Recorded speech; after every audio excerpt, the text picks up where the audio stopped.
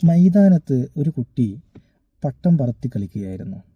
ആ കുട്ടി കാറ്റിൻ്റെ ദിശക്കനുസരിച്ച് മെല്ലെ മെല്ലെ പട്ടത്തെ അയച്ച് അയച്ച് വളരെ ഉയരത്തിലേക്ക് പട്ടം പറന്നുപോയി. ഈ പട്ടം ഇങ്ങനെ പറക്കുന്നത് കണ്ട ഒരു തത്തമ്മ ആ വഴിക്ക് വരികയും തത്തമ്മ ഈ കടലാസ് കണ്ട് പട്ടത്തോട് വളരെ അതിശയത്തോടു കൂടി ചോദിച്ചു, അല്ല, നിനക്ക് എങ്ങനെയാണ് ഇത്ര ഉയരത്തിൽ പറക്കാൻ കഴിയുന്നത്? ഞങ്ങളിൽ പല കിളികൾക്കും ഇങ്ങനെ പറക്കാൻ കഴിയുന്നില്ലല്ലോ.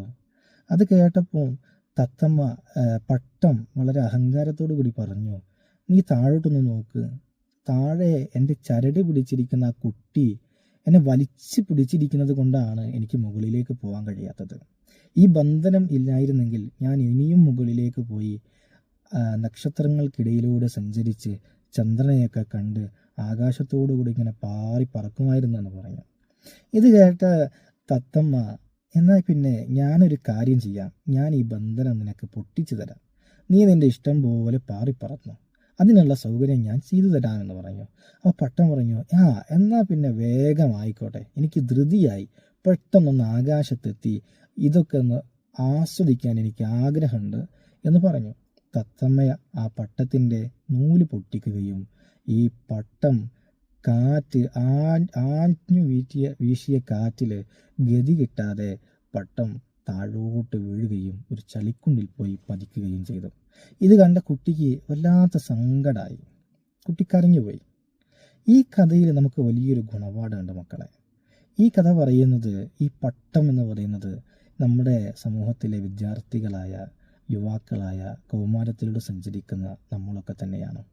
ഈ പട്ടത്തിൻ്റെ അറ്റത്ത് കയറ് പിടിച്ചിരിക്കുന്ന കുട്ടി നമ്മുടെ രക്ഷിതാക്കളും നമ്മുടെ അധ്യാപകന്മാരും സമൂഹത്തിലെ നല്ല കാരണവന്മാരും ഒക്കെയാണ്. ഈ തത്തമ്മ എന്ന് പറയുന്നത് നമ്മുടെ സമൂഹത്തിലെ അസാൻമാർഗിക പ്രവർത്തനങ്ങൾ നടത്തുന്ന, നമ്മുടെ സമൂഹത്തിൽ വേണ്ടാത്ത പ്രവർത്തനങ്ങൾക്ക് ചുക്കാൻ പിടിക്കുന്ന സാമൂഹ്യ വിരുദ്ധരായിട്ടുള്ള ആളുകളുമാണ്.